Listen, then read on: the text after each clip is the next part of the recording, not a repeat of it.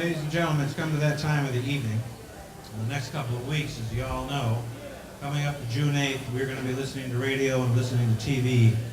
We're going to be hearing a lot about candidates running for the 1st District of South Carolina for the congressional seats. And for that, we should all be thankful for a man like Clark Parker. Clark is beyond campaign rhetoric. We've heard a lot of campaign rhetoric. But I tell you, Clark somehow is just beyond that whole concept. He's a man we can trust. He's a man with integrity. Clark is accountable. He's a man of faith. He's a man of his word who talks the talk and walks the walk. Ladies and gentlemen, the next congressman from the 1st District of South Carolina, Clark Parker.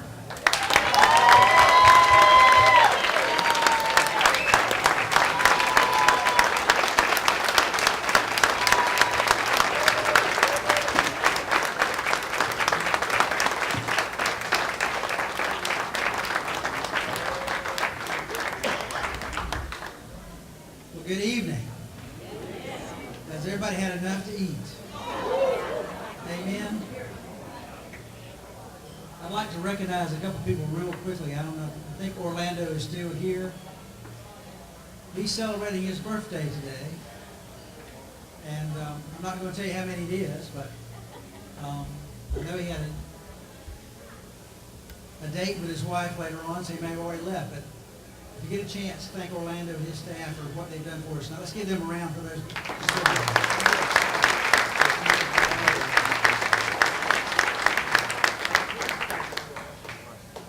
When I was a boy, I grew up on a farm, and we grew tobacco and corn. And I remember at age 14, I was making $5 a day cropping tobacco. At the end of that summer, I realized that I should be doing something else because that was a lot of hard work, guys. So the next summer, I came to the beach. I stayed with my brother, my big brother, and I got a job. My first job was at Hardee's on 26th Avenue. And that whole location has been torn down, and a friend of mine has got a little ice cream place right on that same corner up there. And so things have changed a great deal since then. But I can look back and know that hard work does bear benefits. Hard work does bear benefits. As I've been working all these years, looking at my life backwards a little bit, I can thank God for a lot of key people that helped me through that process.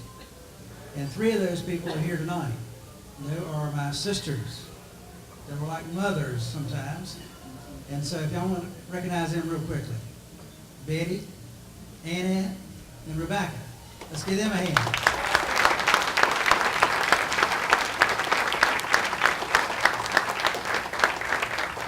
My big brother I think he went to the funeral home tonight with your friend that's lost, but we do have his daughter representing him and his son, Cliff and Christy, y'all here.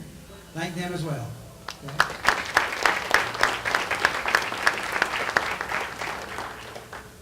I'd like to say that I'm the only native in this race from the 1st District. Out of the 5 counties, I'm the only one that grew up here. Now look at what's going on in our country. I do believe that I woke up one morning with a lot of concern and fear in my heart because what I heard in the news that night before caused me a lot of unrest. And what I heard was that our debt was so large that about $13 trillion, the interest rate was effectively about 84%, or would grow to 84% within 5 years. Sitting there thinking that how will we ever pay this debt off? It's going to be a miracle that we do. But here are some of the miracles that I do believe in that we can do. There's no doubt that our tax system is very, very confusing as well as very, very limited in what it helps. And what it does provide for us, it gives us the encouragement to spend money, not to save money. So there's a provision out there called the fair tax that will probably encourage people to save money, which is a great idea for Americans because we save very little. And our government has basically borrowed for us from the Chinese many years in the future. If we are very fortunate, control our costs, and don't incur any more debt, we can pay off that debt in 45 years. So real quickly, add 45 years to your age and determine, is that your problem? Or is that going to be your children's problem or your grandchildren's problem? For the first district, there are a lot of necessary needs. I-73 is a priority. I-73, beach renourishment, and the continued development of the ports in Charleston and Georgetown. The ports in Georgetown, for example, need to be dredged and made larger for bigger ships to come in there. The ports in Charleston need to be bigger to allow those cruise ships to come in, and that would be one of their destinations to allow all those tourists to come off those boats and go to those retail shops in Charleston. Let's talk about amnesty. Amnesty is not an alternative. It's not an option. We've got to make sure that we enforce the laws that's on the books, because there's plenty there that justifies our means to make sure that those aliens go back to Mexico or wherever they're coming from. And I can't blame them for coming here, because this is a great country to come to. But so many people here have come here the right way.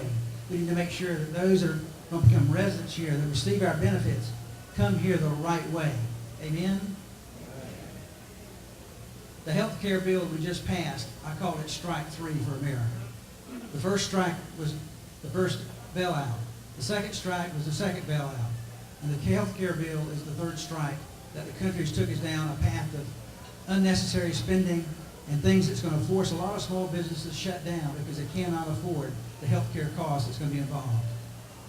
What they should have done was fix the best medical system we have in the world, allow those people that comes to those tables, negotiate around that table, from the hospitals to the doctors to the pharmaceutical companies to those that bear cost. They would have come out of that room with a lot better program than the 2,200 pages that our congressmen and senators negotiated with so many carrots that it doesn't make sense. 2,200 pages, and how many read it? How many read it? Very few. As I talk about some of these things, there's a little editorial on the page that'll talk about this first issue that's in the Sun News today. I will never vote to raise your taxes. And I called that gentleman that wrote that piece. I said, if we were at a fire, would you want to throw more fire on that, on the gas on that fire? Because that's what you would do. If you give them more revenue to spend, they're going to incur more debt to do that. They're only going to raise your taxes to try to offset that. I will never vote for a budget that's not balanced. Does that make sense? Okay? The state has to balance their budgets every year, but the federal government hasn't balanced one in several years. Awful comment about the federal budget is, my wife woke up one night and tried to print the federal budget.